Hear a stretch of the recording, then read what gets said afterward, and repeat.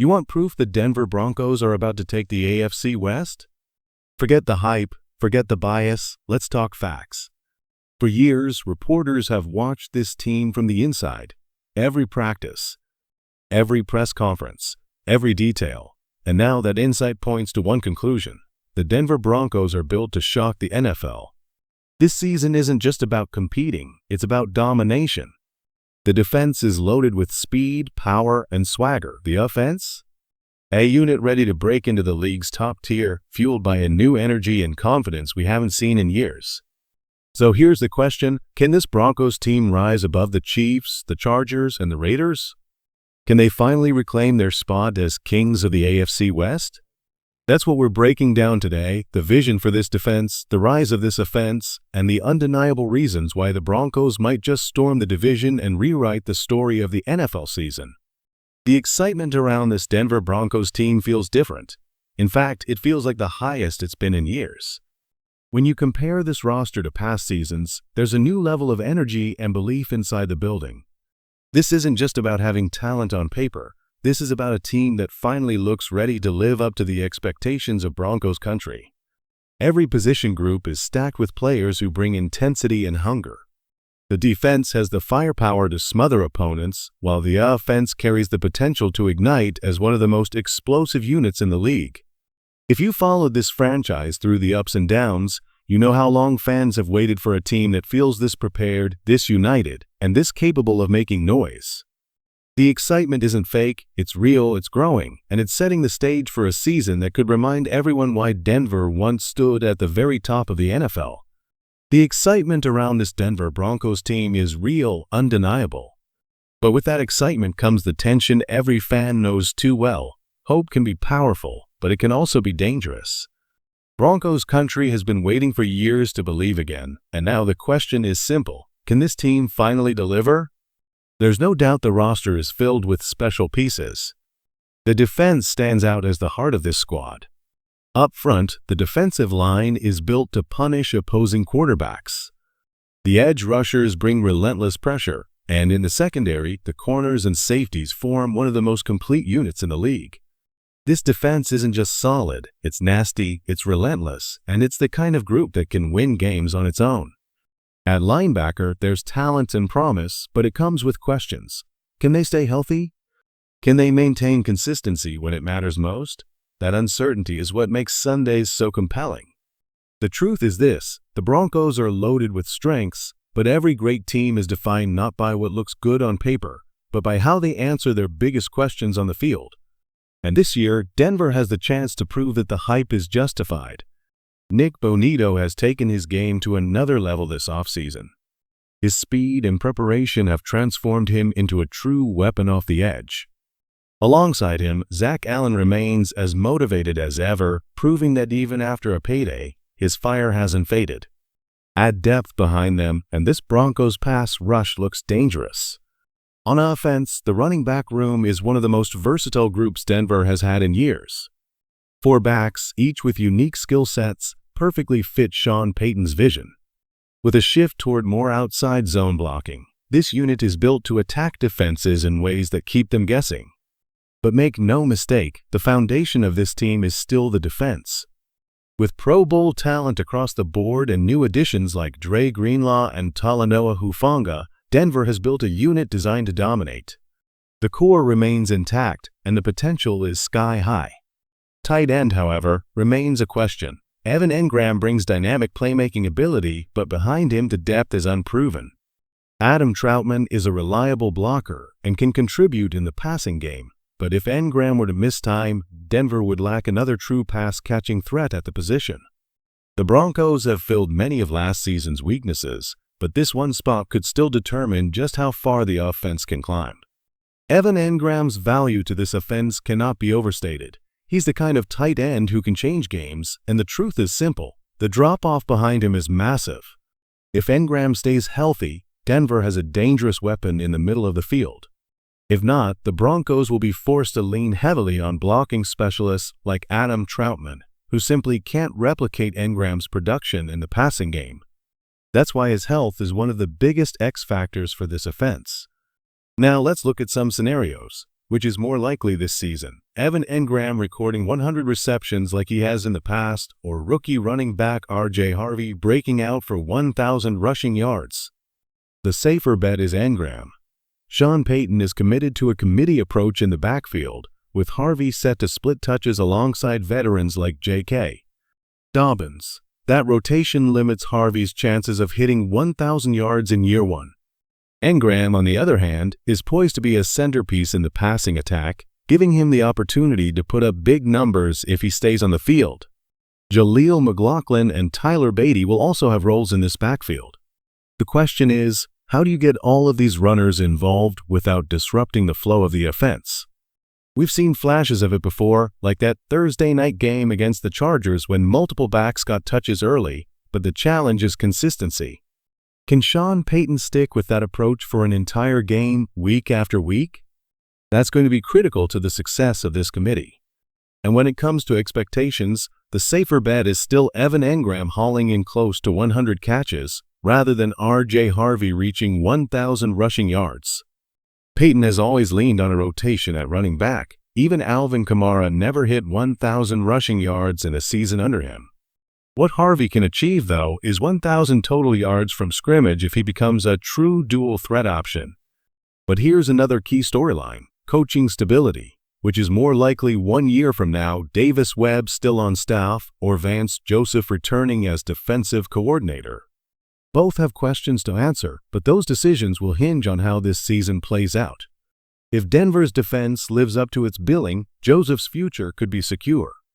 If the offense develops under Payton's vision, Webb's growth as a coach could keep him firmly in the mix. Vance Joseph's future in Denver will depend on one thing: defensive dominance. If the Broncos' defense plays at the elite level it's capable of, Joseph won't just stick around, he could even draw interest for another head coaching opportunity. He's grown since his first stint as a head coach, and there's every reason to believe he could succeed if given another chance. For now, though, he seems comfortable leading this defense, and that stability could be exactly what Denver needs. As for Davis Webb, his rise as a coach has been rapid. The question is whether the Broncos can keep him if other teams come calling with offensive coordinator opportunities. Sean Payton may have to make tough decisions about Webb's future because his value inside this coaching staff continues to grow. And then there's the biggest storyline of them all, Bo Nix. Will he face the dreaded sophomore slump, or will he surge into superstardom? Payton has made it clear he doesn't believe in slumps, only growth. If Nix follows the path of quarterbacks who took a leap in year two, players like Lamar Jackson, the Broncos could be looking at their long-awaited franchise leader. The safe bet? Don't expect regression. Expect a surge. Bo Nix is showing exactly what you want to see from a young quarterback: command. Training camp interceptions don't tell the story. What matters is that Nix is testing his limits, pushing the ball into tight windows, and even challenging one of the league's best in Pat Surtain during practice. That's how great quarterbacks are forged, by finding out what they can and cannot do against elite competition. Sean Payton has made it clear he doesn't believe in sophomore slumps. And with the way Nix has embraced this offense, all signs point toward a second-year surge. If Denver's run game finds its rhythm, Payton and Nix will unleash a balanced attack that forces defenses to pick their poison. Now here's the question: what's more likely by the end of the season, Denver finishing with the #1 defense in the NFL or cracking the top 10 on offense? The easy answer might be the defense, but don't overlook this offense. If the line holds steady and the run game establishes balance, the Broncos have the weapons: Evan Engram at tight end, a deep receiving core, and a versatile backfield to become a top 10 scoring unit. And if that happens, Denver won't just be a team with a great defense. They'll be a complete threat. Fans often dream about Denver finishing with the #1 defense in football. And while this unit has the talent to dominate in multiple categories, being the very best across the board is a massive challenge. Realistically, the path to greatness might actually run through the offense. Imagine the Broncos fielding a top 10 offense while already boasting a top 5 defense. That's the recipe for a deep playoff run. That's the kind of balance that turns a good team into a contender. Now here's another fascinating question: which comparison from Sean Payton is more likely to come true, Pat Bryant developing into the next Michael Thomas, or Caleb Lohner becoming Denver's version of Jimmy Graham? The safer bet is Bryant. His practice tape tells the story: precise routes, toughness against man coverage, intelligence against zone, and a willingness to block. Those are the traits that make wide receivers thrive in Payton's system. It's exactly the role Jerry Jeudy was supposed to fill, but Bryant is showing he might be the one to unlock it. Lohner has raw tools, no doubt, but the leap to becoming a Jimmy Graham-type force is enormous. Bryant, on the other hand, already looks like a draft day steal. If he continues on this trajectory, he could become one of the defining pieces in Denver's offensive resurgence. One thing about Pat Bryant, his hands are special. He dropped just a single pass in his entire senior season at Illinois. Add in his willingness to block, and it's clear why Sean Payton feels so confident about this receiver room. Denver finally has a group that can play with toughness and precision. Now let's get bold. What's more likely, the Broncos miss the playoffs, or they win the AFC West? For me, the answer is simple. This is the year Denver takes back the division. The Kansas City Chiefs have ruled the West for too long, but every dynasty ends. Denver has the roster, the defense, and the leadership to end that reign. The Broncos are built to win the West, and not just sneak by, but win it by a couple of games. So what's the ceiling, the floor, and the realistic expectation for this season? Worst case scenario, I see Denver bottoming out at 7 wins, and that would take injuries or disaster striking. But the ceiling? Double-digit victories and a return to playoff football. The Chargers will always be a tough divisional matchup. The Bengals can light up a scoreboard. The Eagles are a heavyweight. The Jets, even in a rebuild, bring fight. But none of that changes the fact that this team is built to compete with anyone. The Broncos are no longer just surviving. They're ready to reclaim their place at the top of the AFC West. That mid-season stretch is where Denver's season will be decided. From Week 4 through Week 11, the battles get brutal. The Giants' defense will test every weakness. The Cowboys, despite all the jokes, still have elite talent that can challenge anyone. The Texans with C.J. Stroud are no pushover. The Raiders are improving. And of course, the Chiefs remain the ultimate measuring stick. That gauntlet is where we'll truly learn what this Broncos team is made of. It won't be easy. Every game will demand toughness, resilience, and execution. So where does Denver finish? The floor feels like 7 wins, but the ceiling climbs to 12 if everything clicks. My projection? 10 to 11 wins, right in that sweet spot that puts Denver back in the playoff mix and in striking distance of the AFC West crown. This is not about false hope or empty hype. It's about a team that finally has the balance, the leadership, and the heart to stand toe-to-toe with the league's best.